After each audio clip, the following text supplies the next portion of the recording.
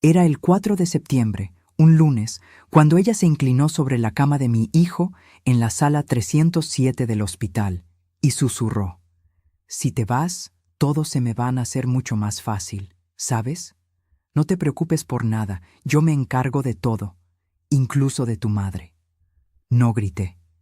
No corrí hacia ella. Apreté más fuerte la correa de su bolso entre mis dedos, respiré hondo y clavé los ojos en el monitor que marcaba los latidos de mi hijo en coma. Lo que ella no sabía era que, apenas 48 horas después, a las 9:00 de la mañana de un miércoles, yo estaría sentada frente a un comisario, viendo en sus monitores las imágenes que cambiarían para siempre el destino de todos nosotros. El pasillo olía a desinfectante barato mezclado con café recalentado. La luz blanca de los tubos fluorescentes volvía la piel de la gente casi gris. Se oía el zumbido del aire acondicionado, el pitido de las máquinas y de vez en cuando los pasos apresurados de una enfermera con sus suelas de goma sobre el suelo encerado. Sentía el frío del metal de la silla subirme por las piernas, mientras mis manos arrugadas se pegaban al cuero suave del bolso de mi nuera, como si sudaran por dentro. Tenía un regusto amargo en la boca, mezcla de café de máquina y horas sin comer. Cada vez que alguien abría la puerta del cuarto 307, un golpe de aire más frío y olor a alcohol me daba en la cara. Y cada vez mi corazón saltaba, esperando un «señora», su hijo, que no llegaba. No esa noche. No después de 3 días y 12 horas de coma. Recuerdo claramente que cuando me entregó el bolso, lo hizo sin mirarme a los ojos, como si quisiera apartarse de lo que realmente estaba sucediendo. A las 6:52 se acercó en el pasillo, celular pegado a la oreja, hablando en voz baja pero apurada. «Patricia, sostén mi bolso un momento, ¿sí? No te muevas de aquí», murmuró sin esperar respuesta. Sus dedos con uñas color vino rozaron mis nudillos resecos. Su perfume a jazmín caro chocaba con el olor a cloro del hospital. Asentí en silencio. No pregunté a dónde iba. Llevaba 3 días aprendiendo a no hacer preguntas, solo a contar segundos. Ese bolso no era solo un objeto caro, era un secreto. Y mis manos, las mismas que habían lavado la ropa de mi hijo con jabón en barra durante años, estaban sosteniendo, sin saberlo, el hilo que desharía la vida que yo creía entender. A las 7:10, una enfermera joven salió del cuarto, cerrando la puerta despacio. A través de la pared, el bip constante del monitor sonaba como un metrónomo marcando el tiempo que nos quedaba. Mis dedos empezaron a hormiguear, no de miedo todavía, sino de esa sensación de estar en el lugar correcto en el momento equivocado, o al revés. Y 17 días hacia adelante, sin saberlo, la justicia se estaba preparando. Lo peor de esa noche no fue la máquina ni el silencio. Fue la frase que ella susurró creyendo que nadie la escuchaba. A las 7:18, cuando volvió, ya sin el celular en la mano, se inclinó sobre él, apartó un mechón de pelo de su frente con una delicadeza exagerada y murmuró en ese tono meloso de cuando alguien la mira: «Mi amor, si te vas, todo se me va a hacer mucho más fácil, ¿sabes? No te preocupes por nada, yo me encargo de todo, incluso de tu madre». No lloré, no le dije nada. Me tragué el nudo en la garganta, sintiendo cómo el aire frío me raspaba por dentro. Por fuera, mantuve la espalda recta y la cara tranquila, como me enseñó mi abuela. La dignidad no se negocia, sobre todo cuando alguien quiere verte rota.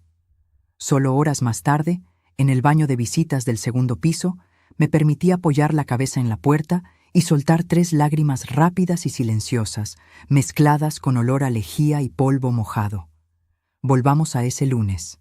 Para entender cómo llegué a sostener el bolso de mi nuera en ese pasillo helado, esperando que mi hijo respirara por sí mismo, tenemos que ir unos años atrás, al 12 de noviembre, a las 5:27 de la tarde, en la cocina de mi casa, cuando la vi cruzar la puerta por primera vez. Mi hijo entró primero, con esa sonrisa medio cansada de quien trabaja demasiadas horas por poca plata. Camisa arrugada, corbata floja, olor a colectivo y oficina. Detrás, ella. Tacones altos, vestido ajustado color vino, cartera pequeña. Su perfume llegó antes que su voz.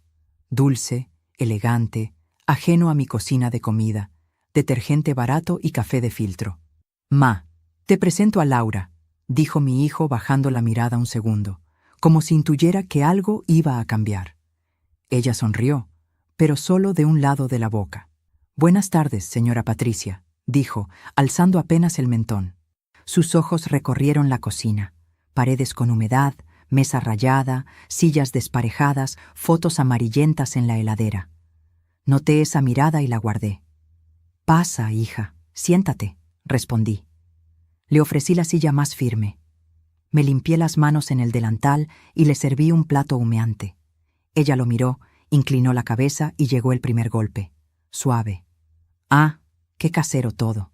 Se nota que usted hace lo que puede». Fue agresión envuelta en papel de regalo. Mi hijo no lo notó o fingió no notarlo. Yo sonreí corto. «Una hace lo que puede con lo que tiene», contesté. Por dentro sentí un pinchazo, como un corte de papel. Duele, pero casi no sangra.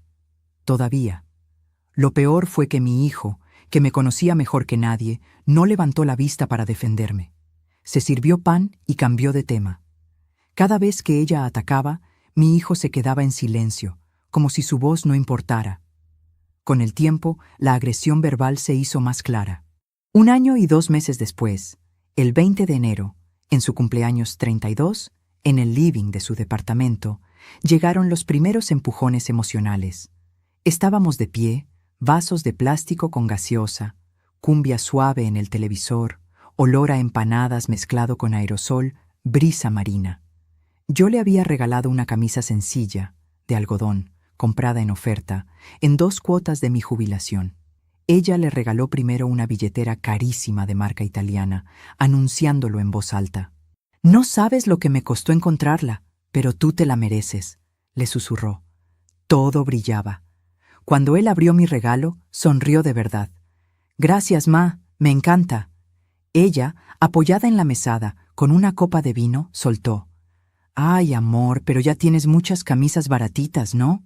Igual, el detalle es lo que cuenta. ¿Cierto, señora Patricia?» Hubo risitas nerviosas.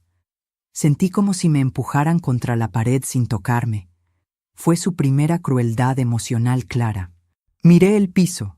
Luego levanté la cabeza. «Lo importante es que tenga que ponerse para ir a trabajar, hija. La marca no le paga el colectivo ni el alquiler». Algunos se quedaron callados. Ella apretó los labios. Como lo que encontré en su bolso aquella noche en el hospital, la escalada fue lenta, palabra por palabra, mirada por mirada. Sus frases rebotaban en mi cocina, caminaban por el pasillo de las fotos de infancia de mi hijo, subían las escaleras estrechas del edificio donde yo vivía. Esas que mis rodillas cansadas subían todos los domingos para llevar comida a mi nieto cuando todavía pensaba que todo era mala educación y nada más. Y entonces llegó el hospital. Exactamente a las 3:42 de la madrugada del 2 de septiembre, mi celular vibró sobre la mesa de luz. El cuarto estaba oscuro, iluminado solo por la luz naranja de la calle. El aire frío se colaba por la ventana. «Número privado», decía la pantalla. «¿La señora Patricia, madre de Martín?», preguntó una voz formal. «Su hijo tuvo un accidente. Está en terapia intensiva. Tiene que venir ya». Me tragué el grito. Me vestí con lo primero, agarré mi bolso de tela y salí a la calle helada, con sabor metálico de miedo en la lengua. Esperé el colectivo de las 4:05 contando monedas bajo la luz amarillenta. No sabía que ese llamado era el inicio de la peor noche de mi vida y del fin del disfraz perfecto de mi nuera. Cuando el doctor terminó de explicarme la situación de mi hijo esa madrugada del 2 de septiembre, sentí que el mundo se encogía en una sola palabra: coma. Estaba de pie, con los pies fríos en mis zapatos gastados, mientras Laura se sentaba en una silla del pasillo, cuidando que su falda cara no se arrugara. Él hablaba de probabilidades y horas críticas. Ella miraba su reloj brillante, comprado en dólares. Yo contaba en pesos las monedas para el colectivo, como si necesitaran anclarme a algo concreto para no volverme loca. «Los primeros 7 días son clave», dijo el médico. «Hay que hablarle, mantener estímulos. La familia es importante», asentí con un nudo en la garganta. Laura, sin levantar la vista, respondió: «Claro, doctor. Haré todo lo que haga falta. Pero también necesito dormir, trabajar. No puedo quedarme aquí las 24 horas, ¿no?». Sonó más molesta que preocupada, como si hablara de un inconveniente y no de una tragedia. Algo hizo clic dentro de mí. No sabía que ese clic era la puerta a una verdad mucho más oscura. Los primeros días fueron una mezcla de café aguado, bancas duras y silencios pesados. Pasillo, sala, baño, otra vez pasillo. La mañana del 2 de septiembre, sentada en una silla de plástico verde, vi llegar a Laura con una bolsa de tienda cara, gafas de sol, cabello perfecto y una blusa de seda que contrastaba con mi remera descolorida. «Pasé por casa a ducharme», dijo. «La vida sigue, Patricia». Dejó su bolso caro sobre mis rodillas y sacó una revista brillante. «Necesito distraerme un poco, si no me voy a volver loca». Mientras mis ojos se fijaban en las manos flacas de mi hijo detrás del vidrio, el contraste me atravesó. Su vida hecha de apariencias. La mía, de objetos viejos llenos de recuerdos. La de él, reducida a cables y un monitor. A las 11:07, una enfermera me invitó a entrar. Laura dijo que prefería quedarse afuera, que el olor a hospital le revolvía el estómago. Me acerqué a la cama, sentí el olor de alcohol y medicamentos. Le tomé la mano, fría pero no muerta. «Martín, soy yo, tu madre. Estoy aquí. Yo aguanto, como siempre», le susurré. No sabía si me escuchaba, pero necesitaba decirlo. Lo que no sabía era que, después de mis palabras, alguien más también le hablaría, y sus frases serían veneno. El 4 de septiembre todo empezó a acelerar hacia ese susurro de las 7:18 de la noche que ya conoces. Para entender por qué fue más que crueldad, hay que ir a 6 meses antes del accidente, el 14 de marzo, en su casa. Yo había ido a cenar, como todos los jueves, con una olla de guiso de lentejas. Sentí el olor a limpiador caro con flores. El piso brillaba, la mesa con platos enormes, copas finas y servilletas dobladas como en restaurante. Laura, con vestido negro ajustado, collar dorado y reloj nuevo, moviéndose segura. Yo, con mi blusa de algodón azul remendada en el hombro. Dejé la olla sobre la mesada de mármol claro. El metal caliente contra el mármol frío hizo un golpe seco. «Cuidado, Patricia. Esa mesada es carísima. Si se mancha no sé cómo vamos a hacer», dijo, sin mirarme. No sonaba preocupada, sino reprochando. Mientras limpiaba, vi una carpeta abierta, documentos, números, sellos. Alcancé a leer la palabra «seguro» varias veces y el nombre de mi hijo antes de que ella cerrara de golpe. «Cosas del trabajo de Martín. No te preocupes», dijo demasiado rápido. No insistí, pero la duda se me pegó a la lengua. La conversación continuó, pero en mi mente algo seguía resonando. «Cuando Martín reciba su aumento, podremos hacer cosas que siempre hemos soñado». En su tono había algo más que optimismo. Mi hijo sonrió, pero su mirada se desvió un segundo. Una sombra le cruzó los ojos. «¿Estás bien, hijo?», pregunté. «Sí, ma, solo cansado», respondió, apretando la mandíbula. Hoy sé que esos papeles no eran del trabajo, y que ese cansancio no era solo físico, era moral. Otra noche, el 28 de mayo, me llamó desde el balcón, con el viento colándose en el micrófono. «Ma, ¿puedes venir mañana a quedarte con el nene? Laura tiene una cena del trabajo». «Claro, hijo», contesté. Al día siguiente, llegué con ropa sencilla y bolso de tela. Laura ya estaba lista, con vestido rojo brillante y tacones nuevos. «Te traje algo para que uses mientras estás aquí, para que no te manches con la comida del nene», dijo, sacando un delantal de plástico con flores chillonas. «Así, si alguien pasa, sabe que eres la que ayuda». Fue humillación disfrazada de broma. Respiré hondo, olí la colonia infantil del cuarto, escuché la risa de mi nieto y decidí no hacer escándalo. Me puse el delantal, pero no bajé la cabeza. «He sido la que ayuda toda mi vida», dije. «Ayudé a mi madre, a mi marido, a tu marido, y aquí estoy, todavía entera». Sonrió, pero sus ojos chispearon.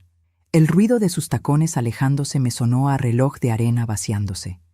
Cada paso nos acercaba al hospital, al coma, al bolso y a la cámara del pasillo. No es que yo no viera quién era ella. Es que no quería aceptar hasta dónde podía llegar. Una cosa es una nuera malcriada y materialista. Otra, muy distinta, es alguien capaz de mirar a un hombre en coma y susurrarle que mejor sería que no despertara. En el hospital, los días se mezclaban con recuerdos sueltos. Mientras miraba el monitor de mi hijo, volvía a la carpeta de seguros en la mesada, al reloj nuevo comprado después de un préstamo, a aquella cena en que dijo en broma: si a Martín le pasara algo, yo no sabría ni cómo pagar el alquiler. Menos mal que él se preocupa por dejar todo en orden, ¿no? Todos rieron. Yo no. Algo me dejó un sabor amargo, pero me dije: Patricia, no pienses mal. Es cosa de suegras. Hoy sé que a veces pensar mal no es ser mala persona. Es ser realista. Así llegamos al tercer día de coma, al 4 de septiembre, a ese lunes en que me dejó su bolso y se inclinó sobre mi hijo para susurrar el veneno que ya conoces. Ese día empezó temprano. A las 8:03, yo ya estaba en la misma silla de siempre, con un café entre las manos, mirando la puerta de la sala 307. Laura llegó a las 9:20, con cabello perfecto, maquillaje impecable y una bolsa nueva. Se disculpó por haberse quedado dormida y preguntó, sin mucho interés, cómo había pasado la noche. No sé si va a despertar, pensé, pero mientras su corazón lata, yo voy a estar aquí. Eso fue lo único que le dije. Sigue igual, pero mientras su corazón lata, yo voy a estar aquí. No lloré delante de ella, no me quebré. Lo que no sabía era que esa misma tarde el destino nos pondría a los tres, mi hijo, ella y yo, en el centro de una escena con cámaras, enfermeros, policías y un bolso abierto sobre mis manos temblorosas. A veces confiamos demasiado en quienes no lo merecen. Y a nuestra edad duele el doble. ¿Y tú, que me escuchas, alguna vez sentiste que te falló alguien en quien habías puesto toda tu confianza? El cuarto día de hospital, el aire parecía más denso. Aunque los mismos tubos fluorescentes iluminaban el pasillo, todo se veía un tono más gris. Eran las 11:23 del martes 5 de septiembre, cuando sentí que ya no tenía espalda de tantas horas en la misma silla. Palmas ásperas, boca seca, un dolor sordo en la nuca recordándome los años. Frente a mí, el bolso de Laura reposaba sobre mis rodillas, pesado, cerrado. El cuero liso casi resbalaba entre mis dedos. El cierre metálico brillaba bajo la luz. Cada vez que movía la mano, sonaba un leve tintineo, como algo duro chocando por dentro. Un sonido pequeño, insistente, que quise ignorar. Tuve varias oportunidades de hacer preguntas antes de que todo explotara. Varias señales que dejé pasar. Como a las 12:04, cuando Laura discutía por teléfono, un poco alejada, creyendo que yo no escuchaba. Sí, ya firmó todo. ¿Qué más quieres que haga? No, no puede cambiar el beneficiario ahora, está en coma. Te dije que confíes en mí. Todo va a salir como planeamos, solo que se demoró más de lo esperado. La palabra beneficiario se me clavó como un alfiler. Me giré. Ella, de espaldas, mirando el estacionamiento bajo el sol, con una chaqueta beige impecable, cabello brillando, lista para una reunión de trabajo más que para terapia intensiva. Yo llevaba 3 días con la misma chaqueta de lana gris, las mismas zapatillas viejas, el pelo mal recogido, olor a café recalentado y desvelo. 2 mundos chocando en un pasillo. Podría haber preguntado, ¿qué planeaste, Laura? No lo hice. Me quedé mirando el bolso y ese tintineo. No sabía que era una pista más que decidía no ver. A las 14:17, un enfermero de barba incipiente se acercó con una carpeta. Vamos a hacerle unos estudios nuevos a su hijo. Puede bajar a comer algo. No puede seguir así. Sentí el estómago vacío protestar. Miré el reloj. 14:18. Miré a Laura. Revisaba el celular. Ve tú, Patricia. Yo me quedo. Cualquier cosa, te llamo. Una parte de mí quiso creer que era amor. Otra susurró, no la dejes sola. Ganó la primera. Bajé a la cafetería.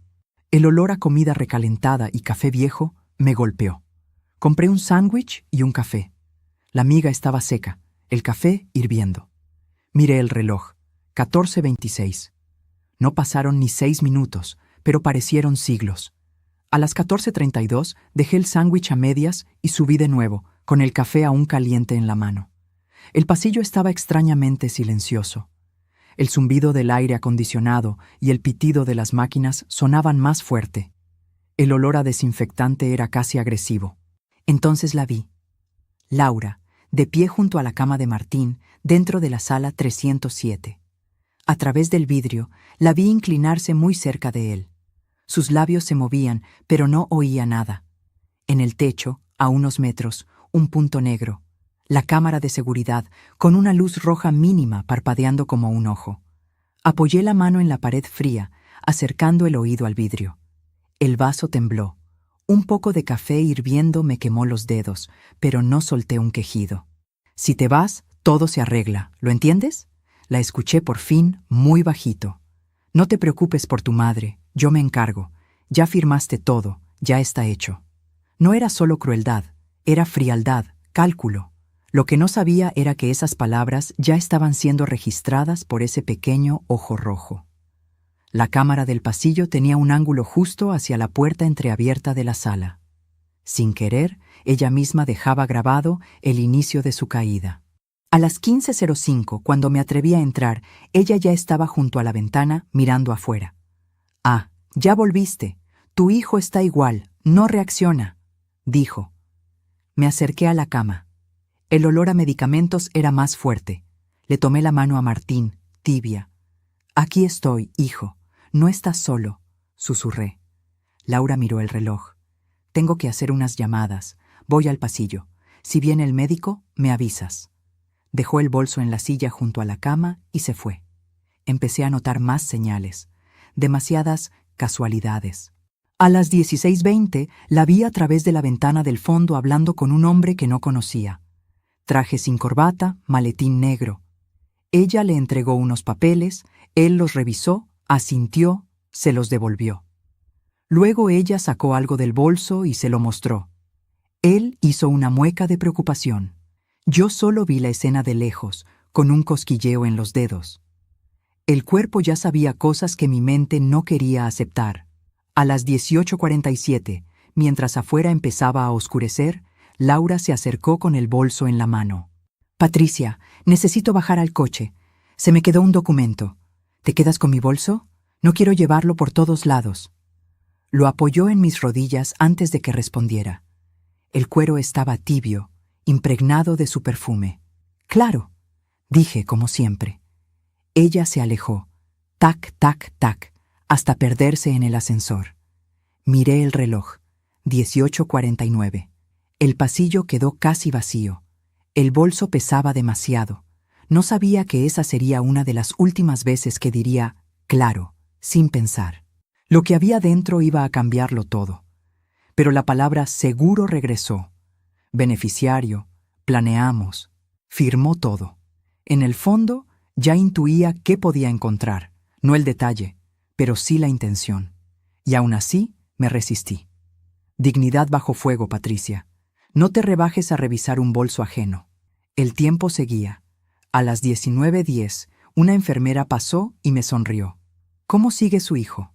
«Igual, pero yo sigo aquí». Me puso la mano en el hombro.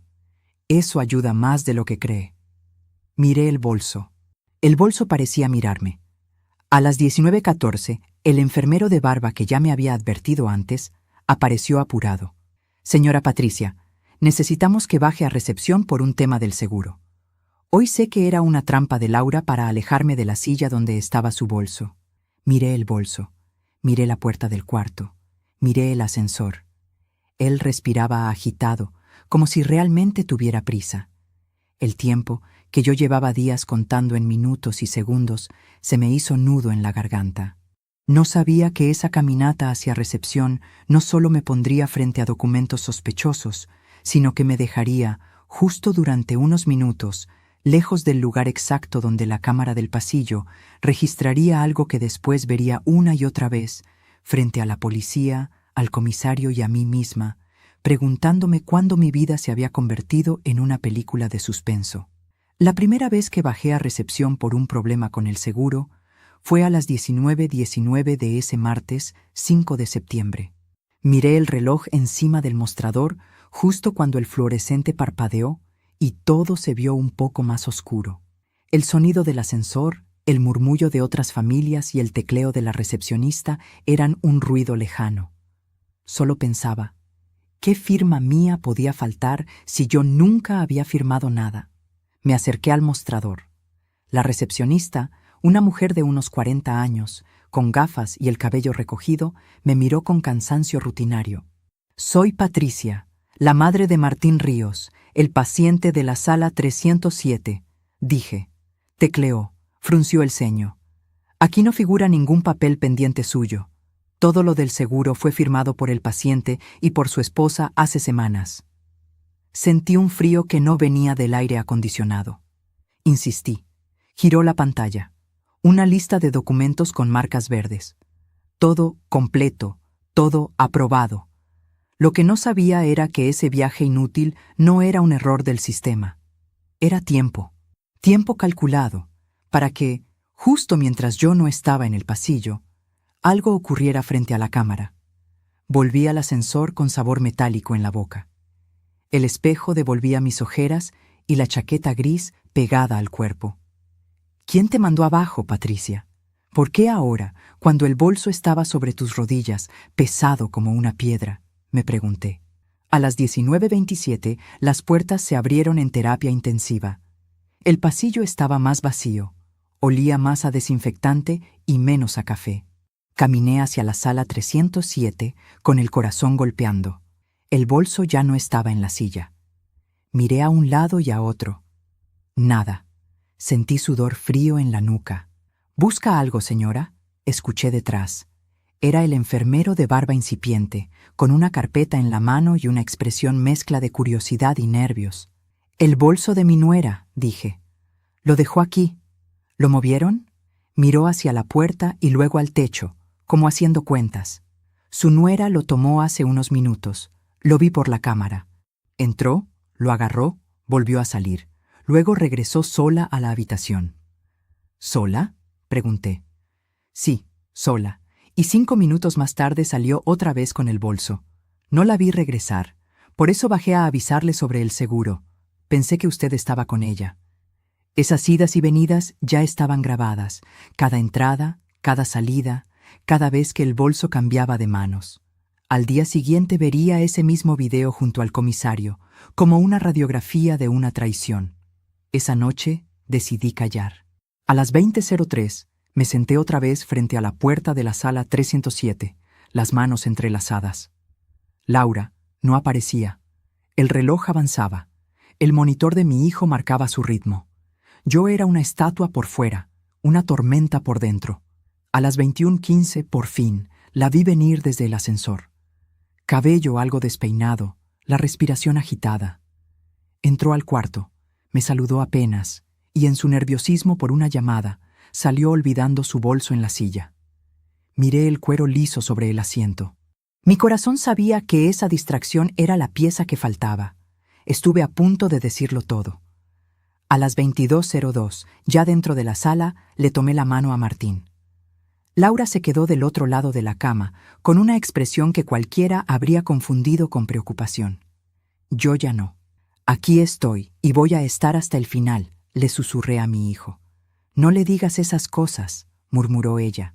«Solo te haces ilusiones. Los médicos dijeron que...». «Hablaron de probabilidades, no de certezas», la corté. «Mientras haya, aunque sea un 1%, yo voy a estar sentada en esa silla». Ella apretó los labios. «Pues yo no puedo perder mi vida aquí. Tengo trabajo, responsabilidades, planes. No puedo congelar mi vida por esto». Así llamó al coma de su marido. Esto. Sentí un golpe invisible en la cara, pero no lloré. Nadie te pide que congeles nada, Laura. Cada uno muestra su amor como puede, o como quiere, dije. Por un instante pareció bajar la guardia. Se sentó en la silla del rincón. Suspiró. «Tal vez estoy cansada, no pienso bien». Yo, ingenua, respiré aliviada, lista para preguntarle por seguros y beneficiarios. Entonces sonó su celular. Eran las 22:19. Miró la pantalla, se levantó de golpe. «Tengo que contestar esto», dijo, saliendo casi corriendo. La puerta se cerró. La conversación que necesitábamos quedó flotando sin empezar. Otra vez, huida cuando la verdad estaba cerca. Me quedé sola con mi hijo. El bip del monitor y el susurro del oxígeno llenaban la sala. Miré su cara pálida, la barba crecida, las ojeras profundas. Aún así, ahí estaba mi niño, el de las lentejas de los domingos, el que me dijo el día de su boda: «Ma, pase lo que pase, tú siempre vas a ser mi casa. Si supieras lo que están haciendo con tu nombre, hijo, si supieras en qué papel pusiste tu firma», susurré. No lloré allí. A las 22:47 salí. Me encerré en el baño del pasillo y me dejé caer contra la puerta. Con el olor a lavandina pegándome en la nariz, me cubrí la cara y lloré en silencio, como lloran las mujeres que saben que todavía no pueden derrumbarse del todo. Solo un rato, para vaciar el pecho y seguir. Cuando salí, con los ojos rojos pero el mentón firme, el pasillo estaba casi vacío. Eran las 23:05. Laura no estaba. El enfermero de barba estaba en el control de enfermería, mirando una pantalla. «¿Se va a quedar toda la noche otra vez?», preguntó. «Sí, no pienso irme mientras mi hijo esté aquí». Algo en la pantalla me llamó la atención. «¿Qué miras?». «Las cámaras del piso. Tenemos que vigilar entradas y salidas». Me acerqué sin saber por qué. Una de las pantallas mostraba el pasillo de la sala 307 con la hora en la esquina, 19:21:36. Tocó un botón y la imagen retrocedió. A las 19:19 me vi entrando al ascensor con mi bolso de tela, rumbo a recepción. A las 19:21 vimos a Laura saliendo de la sala, mirando a los lados, acercándose a la silla donde había estado su bolso, revisando dentro con movimientos rápidos y volviendo a entrar, cerrando la puerta. «¿Eso es de hoy?», pregunté. «Sí, las cámaras graban todo, por seguridad». Esa misma pantalla, esos segundos, serían clave al día siguiente, cuando un comisario diría: «Ella no planeaba solo la muerte de su marido, señora Patricia». Pero eso vendría después. Esa noche, cerca de la medianoche, mi única certeza era esta: algo no estaba bien. Ese bolso, esos papeles, esa palabra beneficiario, zumbando como mosca en cuarto cerrado, me decían que ya no podía seguir ignorando lo evidente. Volví a mi silla con la cabeza en alto. No dije nada más, ni a la enfermería ni a Laura, que reapareció cerca de la 1:10 diciendo que se había quedado hablando con su jefe. Guardé silencio, sonreí poco, observé mucho. No sabía que al día siguiente, al abrir ese bolso delante de un testigo, escucharía: «Señora, ¿eso es lo que yo creo que es? No toque más eso». Y entonces, ella sonrió. La mañana siguiente empezó con un silencio raro, de esos que pesan más que cualquier ruido. Eran las 8:37 del miércoles 6 de septiembre, cuando crucé la puerta del hospital con el mismo bolso de tela, el abrigo gris y el nudo en la garganta de 3 días. El aire olía a café y desinfectante, y un rayo de sol entraba por los ventanales, iluminando motas de polvo que ya no alcanzaban a ser esperanza, pero tampoco resignación. Subí al tercer piso con el corazón golpeando. En el espejo del ascensor, mi reflejo ya no me sorprendía. Ojos hundidos, ojeras, arrugas más profundas. Aún así, cuando las puertas se abrieron a las 8:40, levanté el mentón. El pasillo de terapia intensiva olía más fuerte a cloro, como recién lavado. Las luces blancas seguían frías. El ruido de las máquinas era un murmullo constante. Me acerqué a la sala 307. La cama de Martín, los mismos tubos, el mismo monitor. Laura no estaba. Lo primero que pensé fue: se habrá ido a trabajar. Miré el reloj. 8:42. Ni siquiera esperó el parte médico, murmuró una voz dentro de mí. Lo que no sabía era que esa prisa por irse no era simple irresponsabilidad, sino parte de un plan que llevaba meses en marcha. A las 8:49, el enfermero de barba incipiente se acercó. Su expresión tenía más tensión que cansancio. «La están buscando en recepción. Vinieron de la policía. El comisario quiere hablar con usted. Sentí que el suelo se movía. Mientras caminaba hacia el ascensor, cada paso hacía eco. El desinfectante se mezcló con algo más agrio, el olor del miedo, no por mí, sino por lo que significaba. Si la policía estaba allí, ya no se hablaba de un simple accidente. A las 8:55 llegué a recepción. 2 hombres de traje hablaban con la recepcionista. Uno, de unos 50 y tantos, con cabello entrecano y una carpeta negra, se giró cuando le señalaron mi dirección. ¿La señora Patricia Ríos? Sí, soy la madre de Martín. Se presentó como el comisario Delgado. Necesitamos que nos acompañe a una sala más privada. Es sobre su hijo y sobre su nuera. La palabra nuera me atravesó como un cuchillo frío. Entramos a una pequeña sala de reuniones, con mesa rectangular, 4 sillas y una pantalla en la pared. Olía a papel, café viejo y aire acondicionado. A las 8:59, el comisario abrió la carpeta, pero miró la pantalla. Antes de hablar, quiero que vea algo. Su asistente conectó un dispositivo y apareció un ángulo conocido. El pasillo de terapia intensiva del 3er piso. La hora marcaba 19:19:4. Me vi a mí misma, pequeña, encorvada, caminando hacia el ascensor con mi bolso de tela. Adelantó unos segundos. A las 19:21:10, la cámara enfocó la entrada de la sala 307. Laura salió sola con el bolso en el brazo. Miró hacia ambos lados, dejó el bolso en la silla, se agachó, sacó papeles, los revisó, los volvió a guardar. Su rostro tenía una tensión extraña. A las 19:22:30 entró otra vez.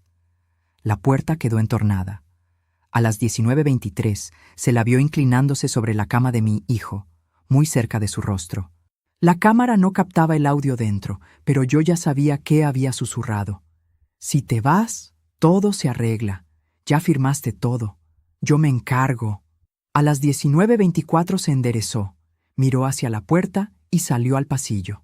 El bolso ya no estaba en la silla. La cámara la siguió unos metros. Se alejaba rápido hacia el ascensor, el bolso apretado contra el cuerpo. El comisario detuvo el video. ¿Reconoce a la mujer del video?, preguntó. Es Laura, mi nuera. Ayer por la noche, una enfermera reportó algo raro en los registros de medicación de su hijo, explicó. Y un enfermero mencionó ciertas frases. Por protocolo, revisamos las cámaras. Lo que vimos nos obligó a intervenir. Ese bolso es el que usted sostuvo un rato, ¿cierto? Asentí. Me lo dejó sobre las rodillas varias veces. Él cruzó las manos. Ese bolso está ahora mismo en nuestro poder. Antes de abrirlo formalmente, quisimos que usted estuviera presente. Pero necesito preguntarle con sinceridad. ¿En algún momento lo abrió? Recordé el peso sobre mis piernas, el tintineo, el brillo del cierre a las 18:57, el cosquilleo en los dedos, la voz de mi madre diciendo, no toques lo ajeno, y otra voz susurrando, abre, Patricia. No, respondí. Lo pensé, pero no lo hice. No quise ser una ladrona en medio de todo esto. Él me miró con una mezcla de respeto y tristeza. Entiendo, pero lo que había allí dentro, ojalá alguien lo hubiera visto antes. Su asistente colocó sobre la mesa una bolsa de evidencia transparente. Dentro, el bolso de Laura, cuero liso, logo dorado, correa fina. Incluso a través del plástico, parecía oler a su perfume. El comisario se puso guantes de látex, sacó el bolso y lo abrió con un clic suave. Sacó una billetera cara, un estuche de maquillaje, un llavero. Luego, un sobre blanco con el nombre de mi hijo escrito con su letra. Este es el contrato de seguro de vida de su hijo, explicó. Fecha de hace 8 meses. Beneficiaria, Laura Gómez, su esposa. Cada palabra me cortaba la respiración. Ese papel era solo la punta del iceberg. Volvió a meter la mano y esta vez tardó más. Cuando sus dedos se cerraron sobre algo, su rostro cambió. Sacó un pequeño frasco de vidrio oscuro, del tamaño de la palma, con una etiqueta medio despegada. El líquido era transparente. El enfermero de barba dio un paso al frente. «Señor, ¿eso es lo que creo que es? No toque más eso. ¿Qué cree que es?», preguntó el comisario. «Trabajo hace 11 años en este hospital», respondió. Ese tamaño, ese color de vidrio, se parece demasiado a un sedante de acción rápida que usamos en quirófano. Aquí, en terapia, un familiar jamás debería tener algo así. El comisario colocó el frasco junto al sobre del seguro. Por eso estamos aquí, señora Patricia. Todo indica que su nuera no solo estaba preparada para beneficiarse de la posible muerte de su marido, también podría haber estado en posición de acelerarla. Ella no planeaba solo la muerte de él. Planeaba lo que venía después, el dinero, la libertad, una vida sin cargas. Las paredes parecieron cerrarse. Me aferré a la mesa. ¿Y mi hijo? ¿Qué significa esto para él? Por ahora, que vamos a aumentar la vigilancia, dijo. El equipo médico ya fue informado. Nadie que no sea personal autorizado se acercará a su medicación. Pediremos análisis específicos para detectar sustancias extrañas. Y vamos a citar a su nuera para interrogarla en cuanto llegue.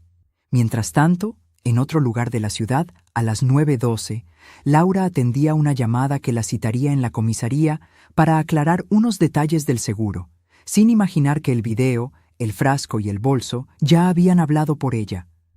El comisario me miró con humanidad. Sé que es mucho. Sé que duele pensar que alguien tan cercano pudo planear algo así. Pero usted ha estado aquí todos estos días, firme. La vamos a necesitar igual de fuerte. Yo solo quería tirarme al piso y gritar, pero no lo hice. ¿Puedo volver con mi hijo?, pregunté. Por supuesto. Y por favor, si recuerda cualquier detalle, algo que haya dicho o hecho, fechas, horarios, escríbalo. Todo puede ser importante. Salí con pasos lentos, sintiendo el peso de cada año. A las 9:27 estaba otra vez frente a la sala 307. Entré. El olor a medicamentos me golpeó. El monitor seguía con su bip obstinado. Me acerqué a la cama, tomé la mano de Martín, esta vez con los dedos temblando. Hijo, susurré junto a su oído. Escúchame bien. No estás aquí solo por mala suerte. No estás aquí por un simple accidente. Hay cosas que yo tampoco quería ver, pero ahora las vi. Y te prometo algo. A las 9:28 de esta mañana, como juramento.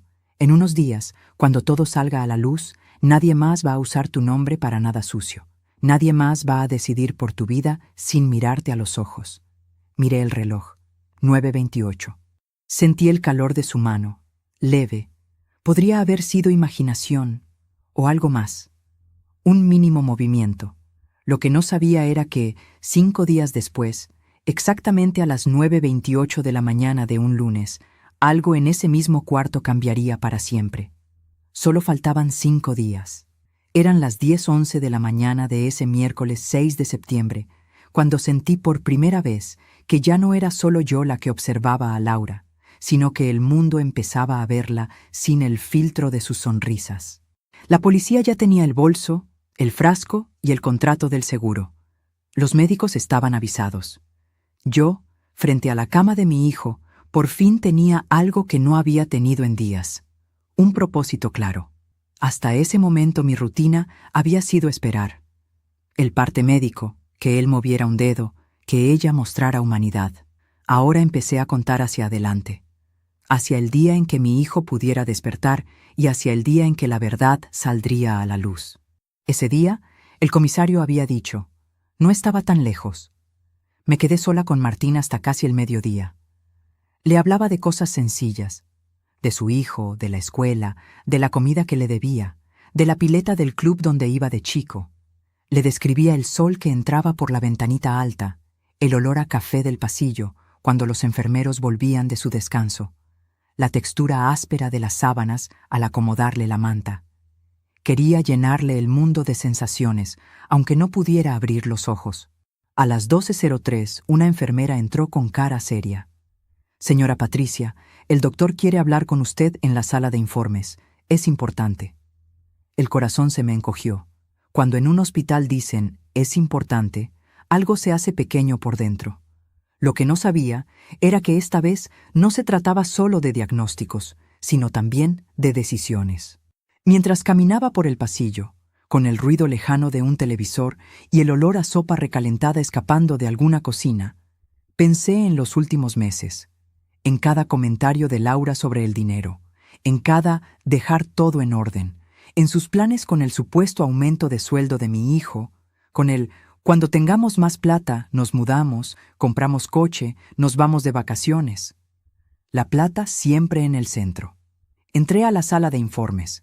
El médico estaba sentado con la historia clínica. A su lado, el enfermero de barba incipiente que había visto el frasco, con la mirada cargada de indignación. «Siéntese, por favor», dijo el doctor. Eran las 12:07. Me senté, sintiendo el frío del plástico en las piernas. «Tenemos dos cosas de las que hablar», comenzó. «Una médica y otra más delicada».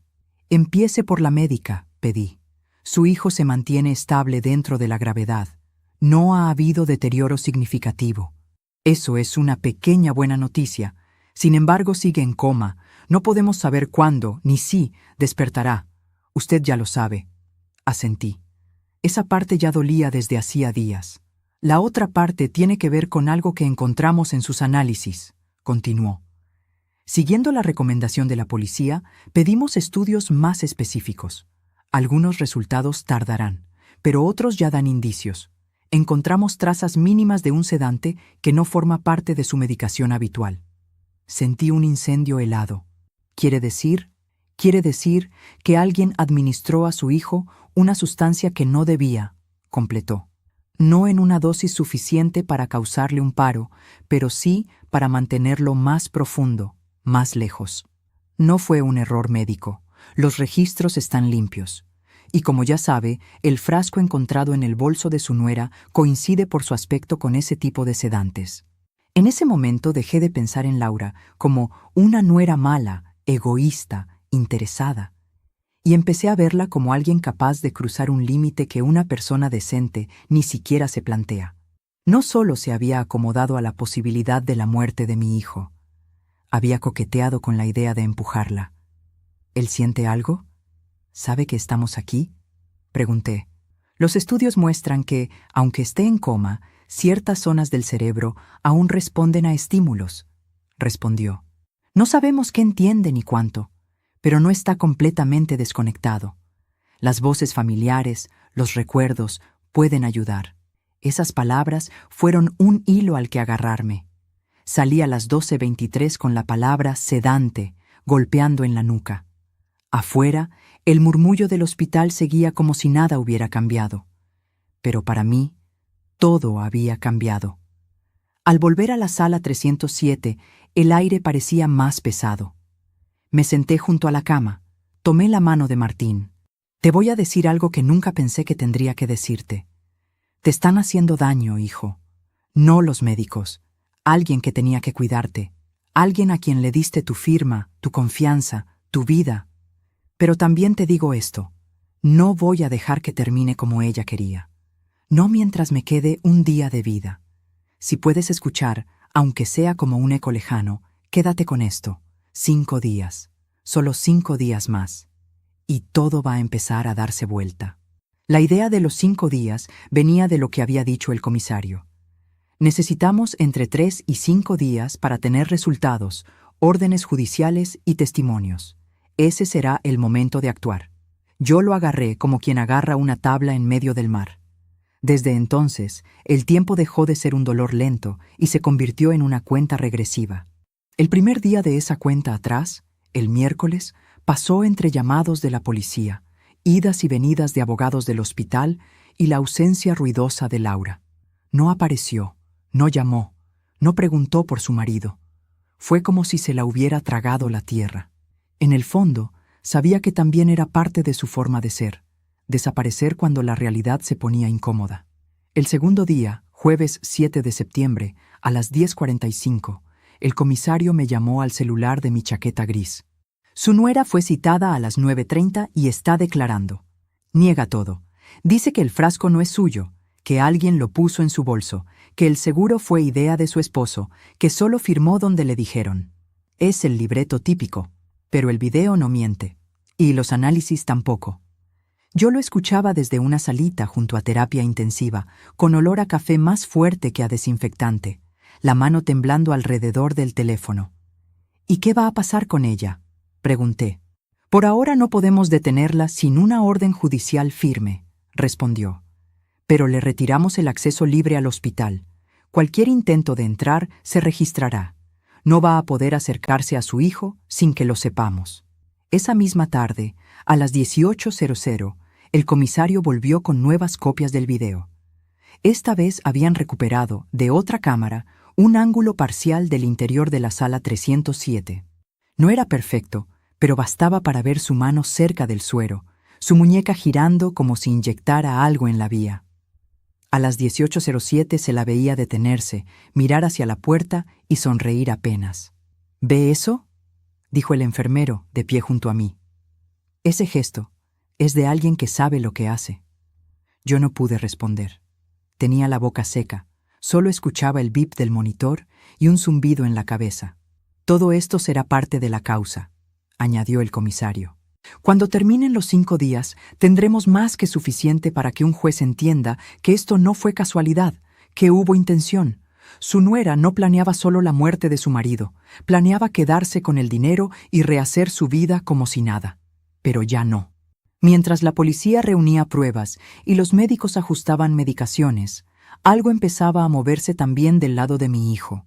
Un ligero cambio en las curvas, una variación en la presión, signos que sugerían que su cuerpo no estaba tan dispuesto a rendirse como ella hubiera querido. El viernes 8 de septiembre, a las 9:02, una enfermera entró con una sonrisa que hacía días no veía. «Hoy sus reflejos están un poco más fuertes», dijo, revisando pupilas y manos.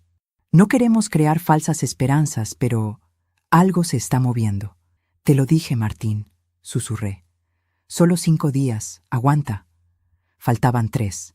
Y mientras el tiempo avanzaba hacia ese lunes, a las 9:28 en que todo estallaría, empecé a hacer algo que nunca había hecho: escribir. En un cuaderno barato que compré en la farmacia del hospital, anoté cada hora, cada gesto, cada frase de Laura, desde el primer comentario en mi cocina hasta el último susurro al oído de mi hijo. No era solo un cuaderno, era mi forma de no volverme loca, de darle sentido a un rompecabezas cuyas piezas habían estado siempre frente a mis ojos. Mientras escribía, a las 22:17 del viernes, a las 7:03 del sábado, a las 6:40 del domingo, sin irme ni una noche del hospital, una idea empezó a tomar forma. Cuando todo terminara y la justicia hiciera su parte, si es que la hacía, yo también iba a contar esta historia, entera, sin adornos. Porque a nuestra edad, lo único que realmente nos pertenece es la verdad de lo que hemos vivido. Pero eso te lo explicaré cuando lleguemos al final, cuando te cuente qué pasó ese lunes, a las 9:28 de la mañana, cuando el contador llegó a 0. La mañana del lunes 11 de septiembre empezó diferente. Eran las 8:02 cuando salí de casa y por primera vez en muchos días el aire me supo a algo más que desvelo. Hacía fresco, ese frío suave que se te mete en las manos, pero deja que el sol te caliente la cara.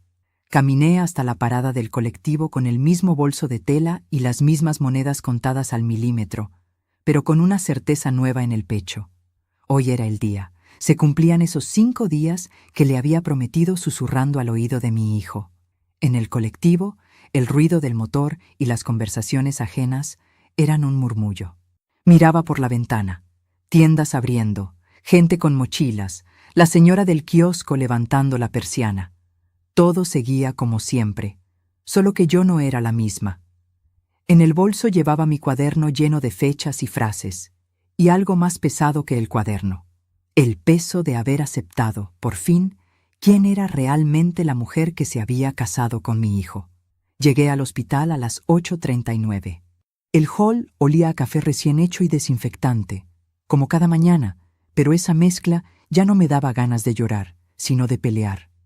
Subí al ascensor. En el espejito vi mi reflejo, el mismo abrigo gris, el mismo peinado rápido, las mismas arrugas, pero unos ojos distintos, con el brillo de quien está a punto de ver justicia. Cuando las puertas se abrieron en el 3er piso, a las 8:42, el pasillo estaba más movido que de costumbre. Enfermeras que iban y venían, voces apuradas, teléfonos internos sonando. Algo pasaba. Me acerqué a la sala 307 con el corazón en la boca. A través del vidrio vi al médico revisando las máquinas y a una enfermera moviendo ligeramente el cuerpo de Martín. Por un segundo pensé que algo había ido mal, pero entonces lo vi. Fue un gesto mínimo. A las 8:44, mientras el médico hablaba con la enfermera, los dedos de la mano derecha de mi hijo se movieron. Primero un temblor casi imperceptible, luego un intento de cerrar la mano. Sentí que el mundo se detenía. Entré en la sala sin esperar permiso. «Señora Patricia, espere», dijo el médico, pero al ver mi cara se apartó. Me acerqué, tomé la mano de Martín, estaba más cálida. Sus párpados temblaban. «Martín», susurré. «Soy yo, es lunes, son las 8:45. Te dije que solo faltaban 5 días, ¿te acuerdas? Bueno, ya pasaron». La enfermera miró al médico. «¿Vio eso?» Otra vez. Movió los dedos. Él asintió con una pequeña sonrisa. «Los reflejos están más fuertes. Es un buen signo. No sabemos cuánto tardará en despertar, pero está respondiendo mejor». Lo que no sabía era que, en otro lugar de la ciudad, exactamente a las 8:45, Laura estaba sentada frente a un escritorio en la comisaría con el comisario Delgado al otro lado, repasando el video, el frasco y el contrato del seguro. Poco después, a las 9:10, firmaría la notificación formal de que estaba siendo investigada por intento de homicidio. En la sala 307, el tiempo empezó a medirse en milímetros. Cada pequeño movimiento de dedos, cada temblor de párpados, cada respiración más profunda era un pedacito de aire que yo recuperaba.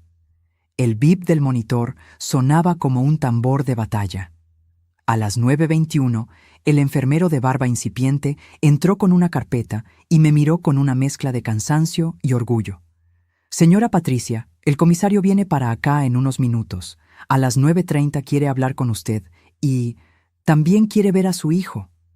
«¿Verlo?», pregunté. «Sí. Dice que este caso ya no es solo un expediente. Es una vida».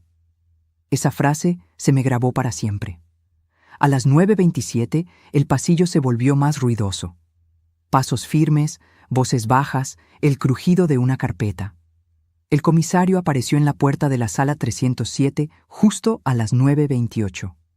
Recuerdo la hora porque miré el reloj instintivamente. Era el mismo horario del juramento que le había hecho a mi hijo días antes. «¿Puedo pasar un momento?», preguntó. «Pase, por favor. Él también tiene derecho a saber que no está solo en esto». Se acercó a la cama. Miró a Martín con una mezcla de seriedad y humanidad. «Su hijo es joven», dijo. «Y, por lo que hemos visto, trabajador, responsable, de los que se matan por darle una vida mejor a los demás. No se merece lo que pasó, y usted tampoco». Apreté más fuerte la mano de Martín. «¿Qué pasó con Laura?», pregunté.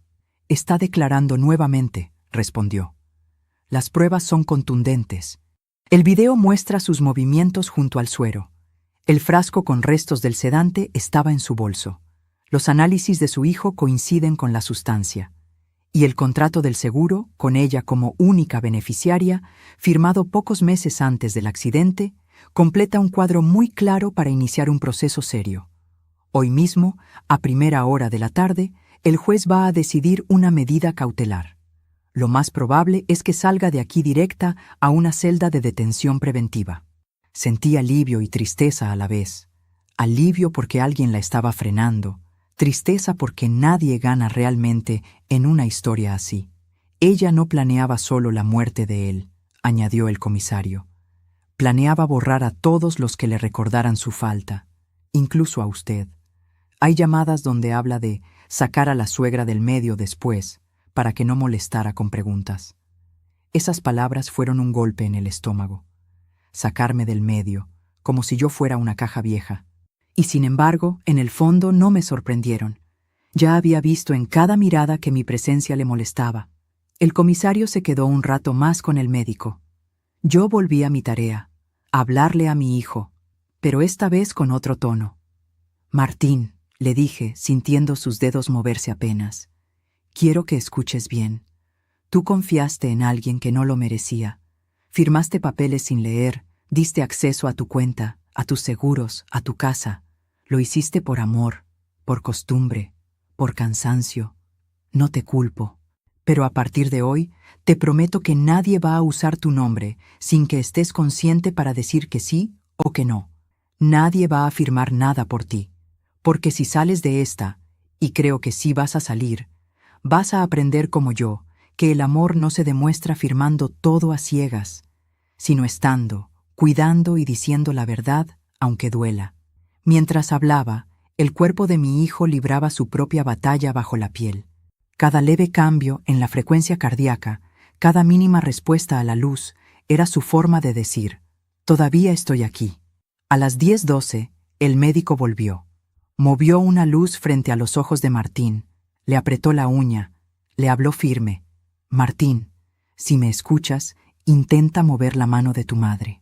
No esperaba nada inmediato, pero lo sentí, un ligero apretón, distinto a antes. Lo hizo, susurré. Lo hizo. El médico sonrió. Es un buen signo, está en camino. Aquellas horas, entre las 10 Cerero y las 14 Cerero, fueron un milagro lento. No un despertar de película, sino algo más real. Abrir y cerrar párpados cada vez más tiempo, labios que se movían sin sonido, un intento de girar la cabeza que apenas lograba unos milímetros. Mientras tanto, en la comisaría, Laura se enfrentaba a otra realidad.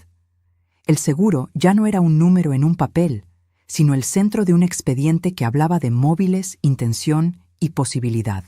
No era solo una pobre esposa preocupada por el futuro, sino alguien que había preparado el terreno para vivir cómoda sin marido, sin suegra, sin preguntas. La escalada de la villana había llegado a su máximo. Comenzaba su caída. A primeras horas de la tarde, cuando el sol entraba inclinado por las ventanas altas y el olor a comida se mezclaba con el de medicamentos, el comisario volvió. El juez ordenó la detención preventiva de su nuera. Está siendo trasladada a un centro de detención. No va a poder acercarse a usted ni a su hijo, ni al hospital, ni a nada de esta causa. No sentí ganas de festejar. Solo cerré los ojos y exhalé. A veces la justicia tarda tanto que una se acostumbra a vivir sin ella, le dije. A nuestra edad, uno ve tantos casos sin resolver que casi pierde la fe. Pero hoy, aunque no sé cómo va a terminar todo, ni si mi hijo va a despertar del todo, sé esto. Ella no va a seguir teniendo el control de nuestras vidas. Y eso ya es mucho. Esa sensación de recuperar el control, aunque sea de un fragmento de la propia vida, fue de las pocas que todavía podían hacer llorar a una mujer que pensaba que ya lo había llorado todo. Esa noche, con los pasillos más silenciosos y las luces más suaves, me quedé junto a la cama de Martín con el cuaderno en la mano. Repasé mis notas, fechas, horas, frases de Laura, compras, comentarios sobre el dinero. Repasé lo que había pasado en esos 5 días, el frasco, el video, la policía, el juez, la detención. Por primera vez sentí que el relato tenía forma. No solo golpes bajos, sino una historia con principio, nudo y un tipo raro de desenlace. Quedaba mucho por delante. Médicos, rehabilitación, juicios, abogados. Pero el corazón de la historia ya estaba claro. Una madre sencilla, con ropa gastada y memoria afilada. Un hijo en coma, luchando desde un lugar al que no sabíamos llegar. Y una mujer que eligió el brillo de lo caro por encima de la vida ajena, subestimando algo que nunca conviene subestimar. La dignidad de quienes no tienen nada más que su verdad. No voy a mentirte. Esa noche del lunes 11 de septiembre, cuando por fin se fueron los médicos, el comisario y las enfermeras, me quedé sola con Martín y sentí algo que no había sentido en años. No era solo cansancio, ni alivio, ni miedo. Era todo junto, envuelto en una pregunta que me golpeaba la cabeza una y otra vez. ¿Y ahora qué hago con todo esto? Eran las 22:31 cuando apagué la luz grande y dejé solo la lámpara pequeña de la esquina, que bañaba la habitación con una claridad suave. El olor a medicamentos se mezclaba con la crema de sus labios. El bip del monitor, más estable, sonaba casi como un arrullo. Afuera, pasos lejanos y algún carro metálico. Dentro, solo nosotros dos. Me levanté despacio, sentí el frío del piso y me acerqué a la ventana pequeña, que dejaba ver un pedazo de cielo negro con un par de estrellas tímidas. Apoyé la mano en el marco helado. «Martín», dije, sin girarme, «tengo que confesarte algo que nunca te dije así, de frente. Yo también cometí errores. Vi cosas y miré para otro lado. Elegí el silencio cuando tenía que haber hecho ruido. ¿Te acuerdas de aquel 14 de marzo cuando vi los papeles del seguro en la mesada? Seguí. No los leí. Pude preguntar, pude decir, muéstrame qué firmas. No lo hice. Pensé que me ibas a decir que no me metiera, que ya eras un hombre y sabías lo que hacías.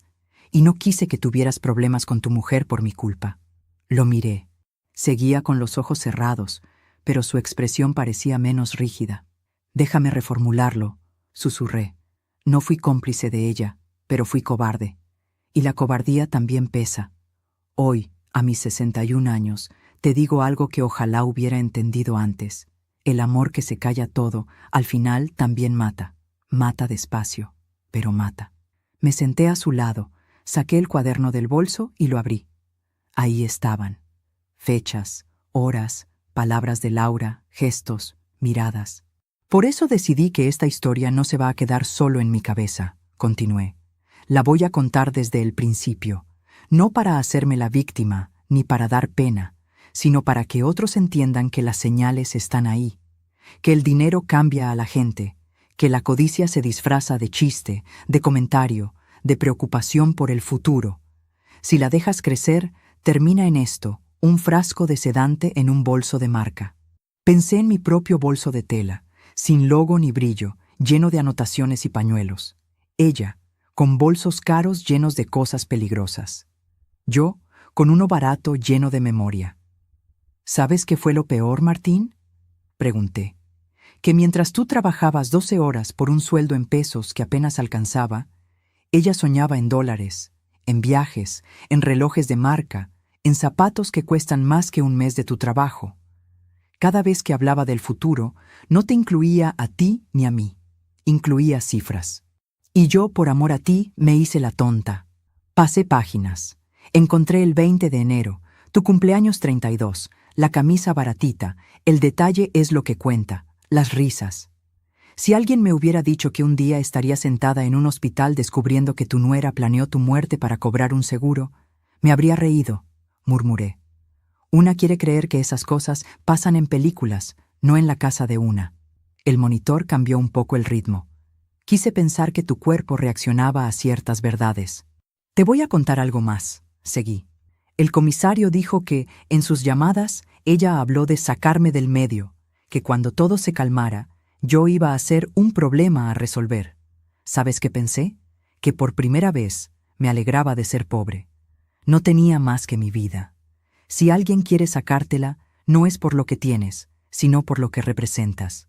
Yo era el recuerdo vivo de quién eras antes de ella, y eso le molestaba más que mi existencia». Le acaricié la frente. «Así que aquí estamos los dos. Tú peleando por abrir los ojos, yo peleando por no cerrarlos ante la verdad. Los dos cansados, golpeados, pero vivos. Y ella por primera vez va a tener que mirarse en un espejo sin nadie a quien culpar. Martín», añadí más bajo, «no sé si alguna vez vas a escuchar esta historia como te la cuento ahora. No sé si, cuando abras los ojos, vas a recordar algo de este tiempo. Pero si algún día decides escucharla, te prometo que no voy a maquillar nada.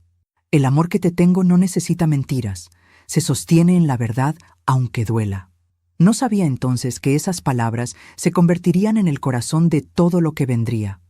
Juicio, visitas a tribunales, declaraciones y años más tarde, este video que ahora imaginas grabando frente a una cámara, con tu taza de café al lado y un suspiro cansado en cada pausa. Porque sí, vas a llegar a ese punto. Te vas a sentar frente a una cámara, vas a mirar a personas de distintas edades y países y les vas a contar esto. No para revivir el dolor, sino para que el dolor tenga sentido. Antes de dormir un rato en la silla, apoyé la frente en el borde de la cama y susurré. «Cuando todo esto termine, hijo, voy a tomar 2 decisiones. Una, sobre ti, otra, sobre mí.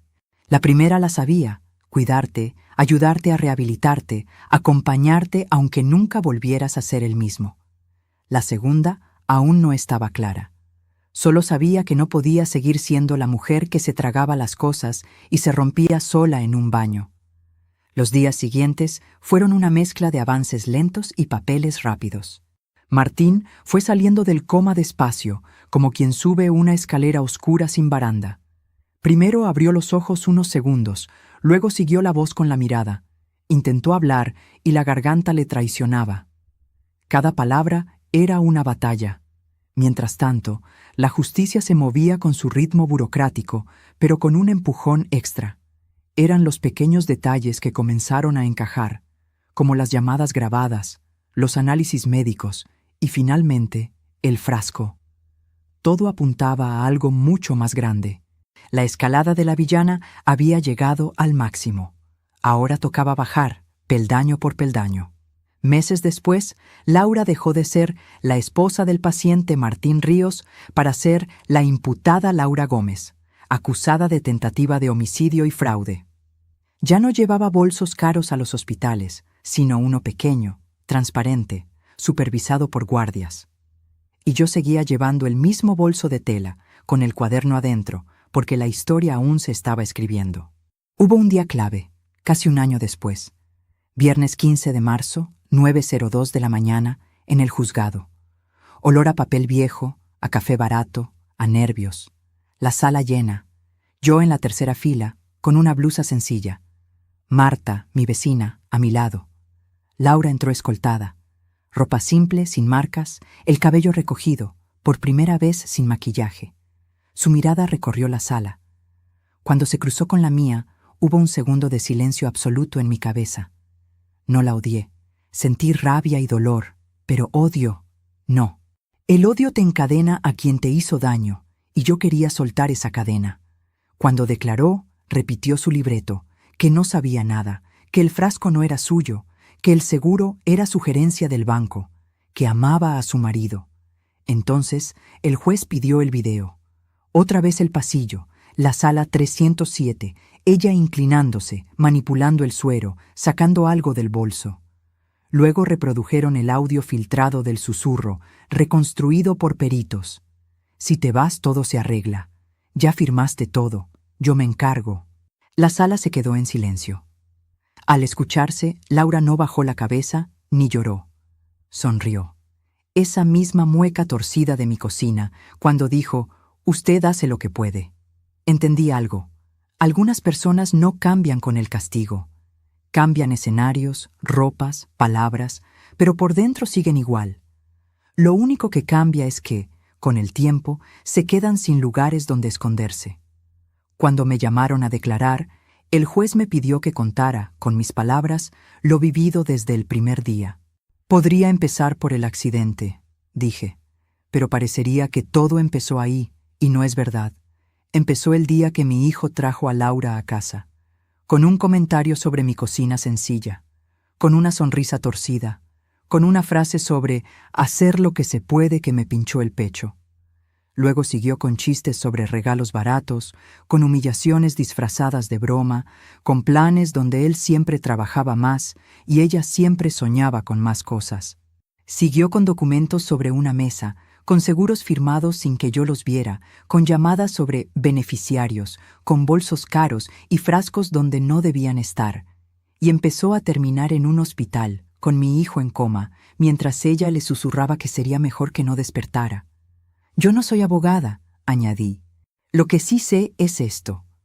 El amor se nota en quien se queda sentado al lado de la cama aunque tenga frío y sueño.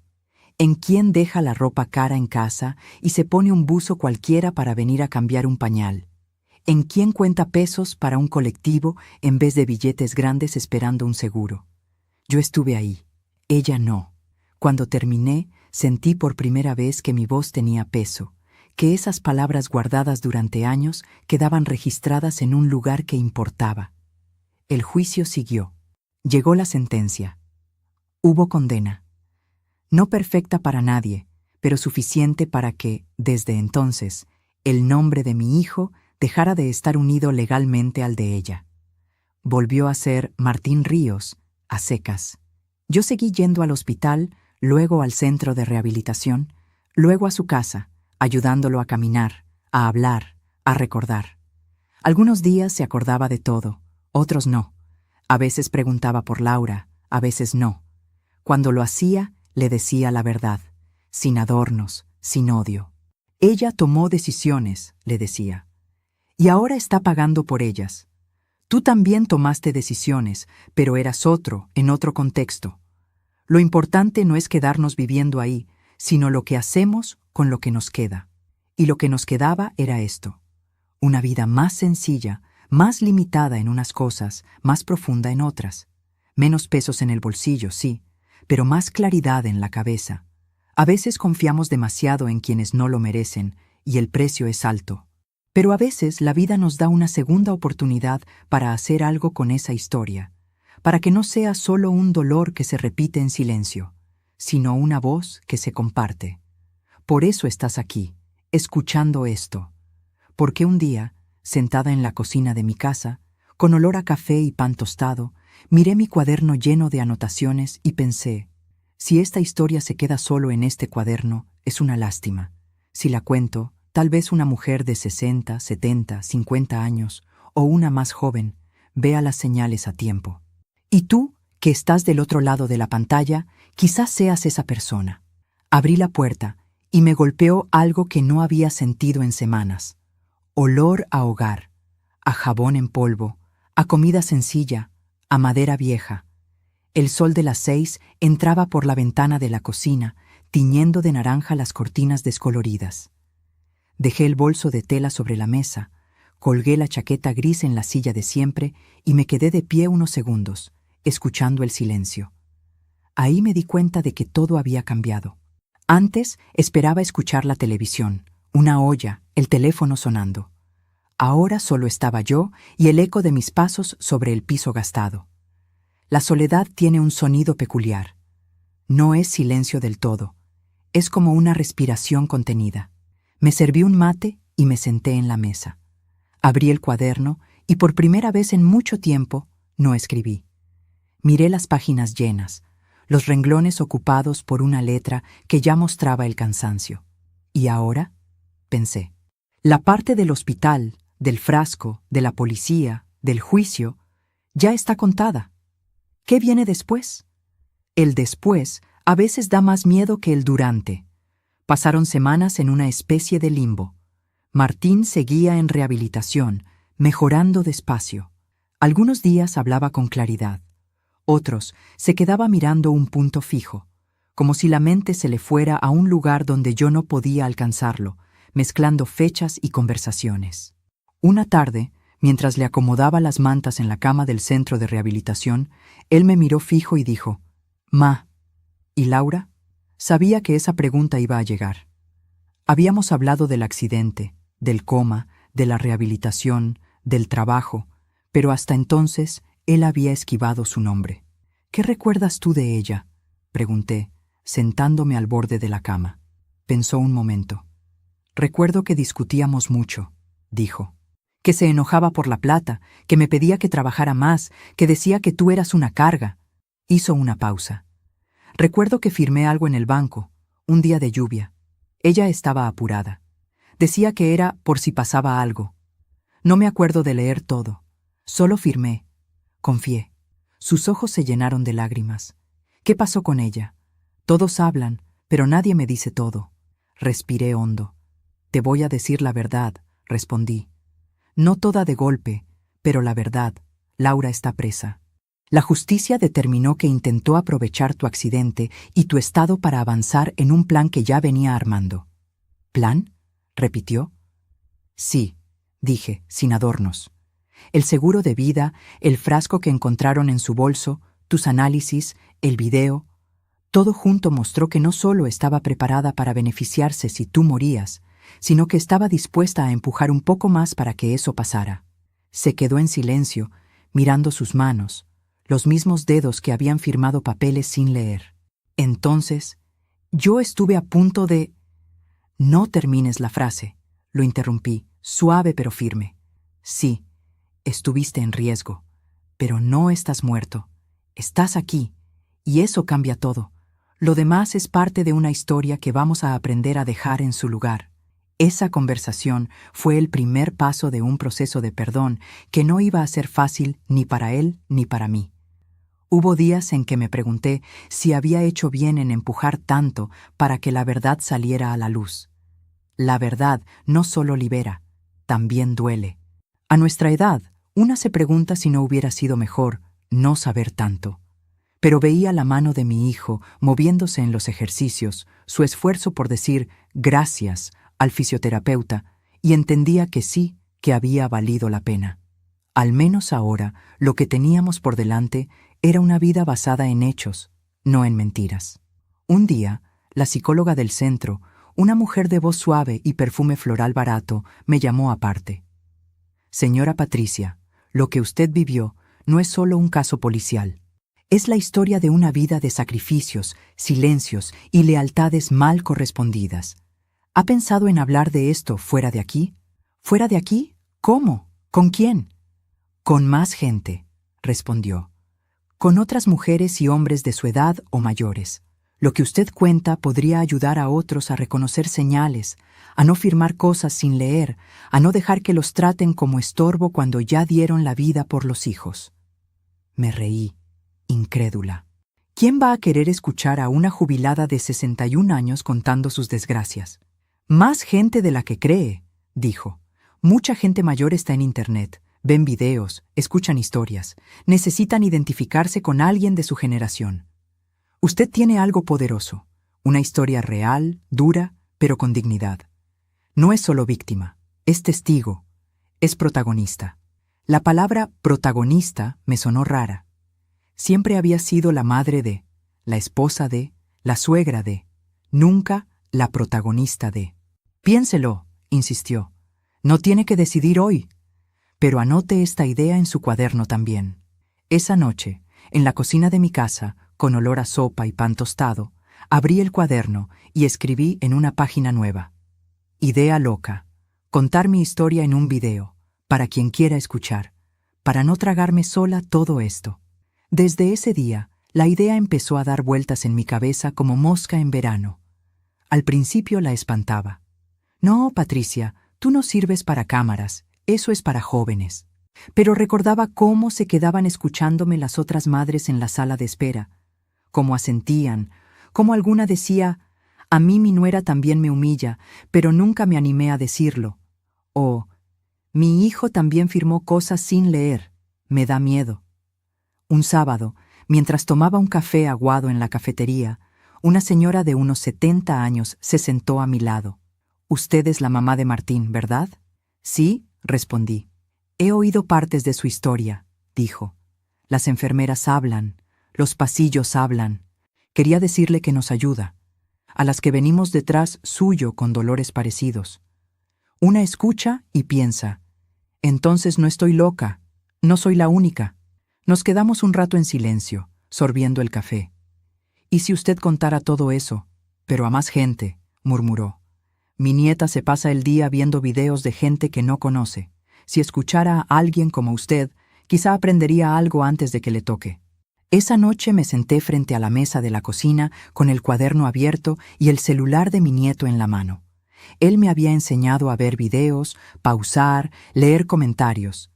Miré la pantalla apagada y me vi reflejada. Arrugas, pelo canoso recogido, ojos cansados pero atentos. Patricia, me dije, ¿qué tienes que perder? Ya te humillaron, ya te subestimaron. ¿Qué es lo peor que puede pasar si ahora, por una vez, eres tú la que habla primero?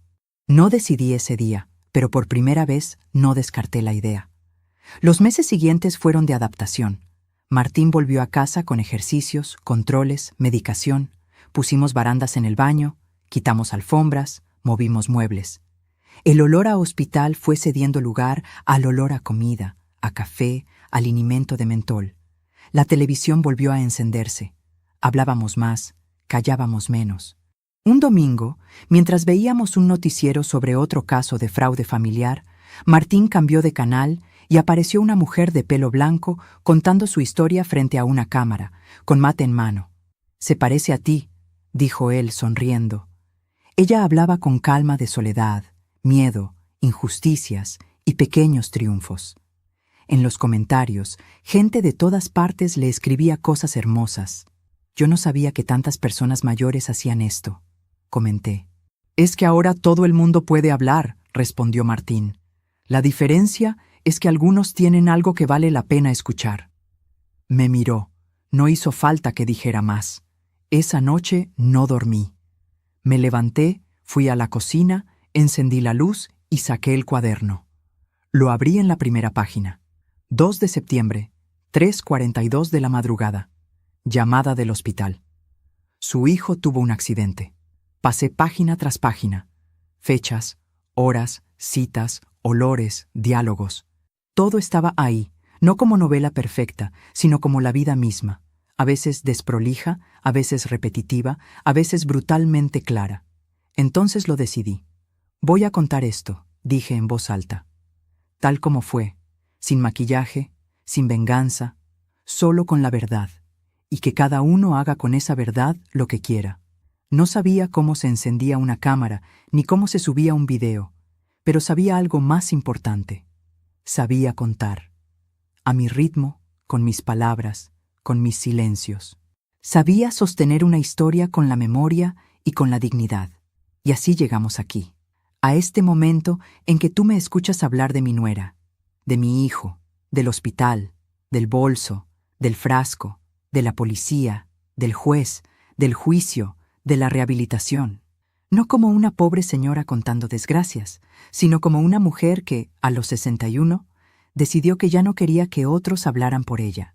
A veces me pregunto si hice lo correcto al exponer todo esto, al mostrar las miserias de alguien que también es un ser humano. Y tú, que estás del otro lado, quizá te lo preguntes también. Todavía me lo pregunto. ¿Y tú? ¿Qué habrías hecho en mi lugar? Escríbelo en los comentarios. De verdad quiero saber lo que piensas. Hoy, mientras te hablo, no estoy en un hospital, no estoy en un juzgado, no estoy en una sala fría con olor a cloro. En la pared, a mi derecha, hay una foto de Martín con su hijo, tomada hace unos meses, en la plaza del barrio. Él está sentado en un banco, con un bastón al lado, sonriendo. No como antes, con esos risotadas grandes, pero sonriendo igual, de una forma nueva, más calma, más cansada, más consciente. Yo llevo una blusa sencilla, la misma chaqueta de lana que me acompañó al hospital tantas veces doblada en el respaldo de la silla, por si refresca. El cuaderno está abierto frente a mí, pero hoy no escribo, hoy hablo, hoy te hablo a ti. Si has llegado hasta aquí, sabes casi todo de mi historia. La llamada de madrugada, el hospital, el bolso, el frasco, el enfermero que se quedó helado, el comisario que me miró a los ojos, el juez, el video, la condena, la rehabilitación de mi hijo, las noches de vigilia, las humillaciones antiguas que, con el tiempo, se revelaron como piezas de un plan. ¿Sabes también algo de mí? Que aprendí a aguantar sin caerme en público, a llorar solo cuando la puerta estaba cerrada, a mantener la cabeza alta incluso cuando el piso temblaba. Pero falta una parte, tal vez la más difícil de contar. ¿Qué pasa después? ¿Qué queda cuando el ruido baja, cuando las sirenas se apagan, cuando los jueces se van a casa, cuando los médicos cambian de turno y la familia tiene que sentarse, por fin, a cenar de nuevo frente a una mesa normal? Lo que queda ahora son 3 cosas: cicatrices, decisiones y una pregunta que no deja de resonar. Las mías no son tan visibles, pero están. La desconfianza que aparece cuando alguien se muestra demasiado amable de golpe, la rabia que me sube cuando escucho a alguien hacer un chiste sobre las suegras cargosas, el miedo que siento cada vez que suena el teléfono tarde en la noche. También hay una cicatriz distinta, una línea suave de orgullo que atraviesa mi pecho cuando me siento frente a esta cámara improvisada, sea la de un celular viejo apoyado en una pila de libros o la de alguien que me presta algo mejor. Y empiezo diciendo: «Hola, soy Patricia, tengo 61 años, y esta es la historia de cómo casi perdí a mi hijo por confiar de más, y de cómo decidí que nadie más iba a silenciar mi voz». Las decisiones vinieron después. La más importante, quizás, fue esta: Elegir no convertirme en una mujer amargada. Tenía todos los motivos para hacerlo. Podría haber pasado el resto de mis días repitiendo qué injusticia, por qué a mí, todos son iguales, mejor no confiar en nadie nunca más. Y sin embargo, una tarde, a las 5:03, mientras doblaba ropa limpia con olor a suavizante barato y escuchaba a Martín reírse bajito en el salón viendo un programa tonto con su hijo, pensé, si dejo que esto me robe también la capacidad de confiar, de querer, de reírme, entonces ella gana, incluso desde donde esté, y yo no vine hasta aquí para que gane. No fue un pensamiento heroico. Fue práctico. A nuestra edad aprendemos a ahorrar energía, y odiar cansa mucho. Así que tomé algunas decisiones concretas. La primera, cuidar de mí. Parece egoísta, pero no lo es. Durante años, mi vida giró en torno a los demás. Primero mis padres, luego mi marido, luego mi hijo, luego mi nieto. Siempre había alguien que necesitaba algo más urgente que mi propio descanso, mi propia salud, mis propias ganas. Después de todo lo ocurrido, decidí que, si quería seguir siendo útil para ellos, primero tenía que estar mínimamente bien yo. Empecé a caminar cada mañana a las 7:30, 15 minutos, luego 20. Escuchaba los pájaros, sentía el frío en la cara, miraba el cielo volverse azul. Empecé a ir al posto de salud para controlar mi presión. Empecé a decir no algunas veces, sin sentir que el mundo se iba a caer por eso. La segunda, hablar, contar, no solo en este video imaginario que ahora narro, sino en la vida. Cuando una amiga me dice que su nuera la humilla, ya no le respondo, ten paciencia, algún día cambiará. Le pregunto, ¿qué necesitas? ¿Qué límites has puesto? ¿Qué cosas no vas a permitir? Cuando un vecino me dice que firmó un préstamo porque la esposa lo apuró, le digo, si no entiendes lo que firmas, no firmes. Ninguna pareja sana se enoja porque el otro quiera entender qué está firmando. La tercera, perdonar sin olvidar. Y aquí sé que muchos van a estar en desacuerdo, y está bien. No perdonar para absolver ni para justificar. Perdonar para dejar de cargar con un peso que no me corresponde. Durante mucho tiempo, cada vez que pensaba en Laura, sentía una mezcla de rabia y tristeza que me revolvía el estómago. Un día, a las 11:22 de la mañana, sentada en la sala de espera del juzgado para una audiencia más, vi entrar a su madre, una señora mayor, más arrugada que yo, con los ojos rojos, sosteniendo una cartera vieja con las dos manos. La vi y pensé, ella también está perdiendo a una hija, de otra forma. No era mi responsabilidad consolarla, ni justificar nada. Pero en ese momento entendí que el odio es un círculo que no termina nunca. Y decidí, solo para mí, internamente, decir, te perdono, Laura, no porque lo merezcas, porque yo necesito seguir adelante. Eso no borra lo que hizo, no borra las pruebas, ni la condena, ni el dolor. No abre la puerta de su celda, no la convierte en alguien mejor, solo evita que yo me quede encerrada con ella, en una prisión de resentimiento. Y luego está la pregunta, esa que no se va, esa que te hice hace un momento y que ahora te repito, mirándote a los ojos, aunque no te vea, ¿qué habrías hecho tú en mi lugar? Tal vez tú habrías abierto el bolso antes, tal vez habrías gritado en el hospital, tal vez habrías denunciado los comentarios de tu nuera cuando recién empezaban, tal vez te habrías quedado callado toda la vida. No lo sé. Cada uno trae su historia, sus miedos, sus límites. Lo único que te pido, después de contar todo esto, es que no te quedes como espectador pasivo de tu propia vida. Si algo de lo que te dije te hizo pensar en una situación tuya, en un papel que firmaste sin leer, en un comentario que te dolió y dejaste pasar, en una humillación que tragaste con tal de no hacer problemas, dale una vuelta más.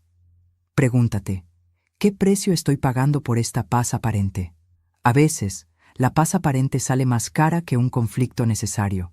Miro mi cocina y me doy cuenta de algo que me gusta mucho decir cuando hablo con gente de nuestra edad. No somos decorado. No estamos de adorno. No somos personajes secundarios de la película de nadie. Somos protagonistas de nuestra propia historia. aunque el mundo se empeñe en hacernos sentir invisibles. Hoy mi vida es sencilla. Mis ingresos son en pesos, contados. Mi ropa sigue siendo la misma de hace años. Mis muebles no son nuevos. Pero cuando me siento frente a este cuaderno, o frente a una cámara, o frente a alguien que quiere escuchar, siento algo que ni el bolso más caro del mundo puede comprar. Sentido. El sentido de haber sobrevivido a algo que pudo haber terminado mucho peor. El sentido de haber elegido la verdad, incluso cuando dolía. El sentido de haber mantenido la dignidad bajo fuego, en cada pasillo de hospital, en cada sala de audiencias, en cada mirada altiva que me cruzó Laura. Las palabras de aquellos años siguen resonando por la casa. Recorren la mesa donde mi hijo hacía sus tareas de niño. Recorren el pasillo por el que entró mi nuera por primera vez, con su perfume caro. Suben las escaleras que mis rodillas suben más lento ahora. Bajan conmigo cuando voy al mercado, cuando cuento pesos para comprar pan. Y ahora, finalmente, salen por mi boca en forma de historia, llegan hasta ti, cruzan países, ciudades, barrios, y se meten en tu sala, en tu cocina, en tu cuarto. Y ahí, en tu casa, ya no son solo la historia de Patricia. Se mezclan con la tuya, con tus recuerdos de familia, con tus propias injusticias, con tus propias segundas oportunidades. Dicen que, para los mayores, contar historias ayuda a mantener la memoria viva, a organizar la propia vida, a encontrarle sentido a lo que se vivió. A mí, contarte esto, me ha dado algo que no sabía que necesitaba. La sensación de que, aunque no pude proteger a mi hijo de todas las decisiones que tomó, sí pude estar ahí cuando más me necesitó, y que ahora quizás puedo estar un poquito también para ti, aunque sea a través de una pantalla. Si esta historia te tocó en algo, haz dos cosas. Una, cuida de ti, de tu salud, de tus papeles, de tus límites. Dos, cuéntale tu historia a alguien, a un hijo, a un nieto, a un amigo, a una cámara. No dejes que tu vida se quede guardada en un cajón como un frasco olvidado en un bolso ajeno. Tus palabras valen. Lo que viviste, vale. Y antes de terminar, te dejo otra vez con esa pregunta que me acompaña desde aquella sala del hospital. ¿Tú qué habrías hecho en mi lugar? ¿Qué vas a hacer a partir de hoy en el tuyo? Si te nace, escribe tu respuesta en los comentarios. De verdad quiero leerte. Saber desde qué ciudad, desde qué país, desde qué pedacito de mundo estás escuchando a esta mujer de 61 años que al final de cuentas solo quiso hacer lo mismo que tú, cuidar a los suyos, encontrar justicia y no perderse a sí misma en el camino. Gracias por quedarte hasta aquí.